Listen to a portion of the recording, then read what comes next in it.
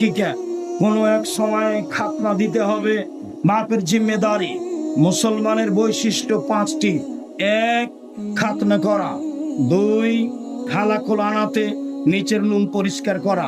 3, কাসফুল আজফারে নখ কেটে ফেলা। নখ কাটতেই হবে, ছেলে হোক মেয়ে হোক।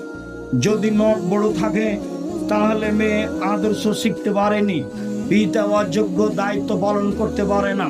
সম্মানিত দিনী ভাই বোন, আপনাকে খাতনা দিতে হবে, ছেলের বাধ্য।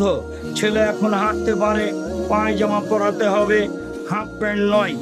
মেয়ে এখন হাঁটতে পারে, পায়জামা পরাতে হবে, জাঙ্ঘিয়ে নয়। দিন যায় রাত্রি যায়, 5-7 বছর হয়েছে, বাচ্চা এখন পড়তে যেতে পারে।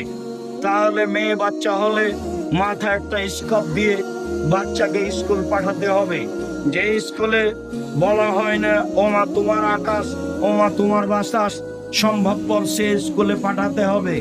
দিন যায় রাত্রি যায়, বাচ্চার বয়স হয়েছে 7 বছর, তাকে সালাতের জন্য বলতে হবে। দিন যায় রাত্রি যায়, বয়স হয়েছে 15 বছর, তাকে সালাতের জন্য বাধ্য করতেই হবে যে কোনো মূল্যে।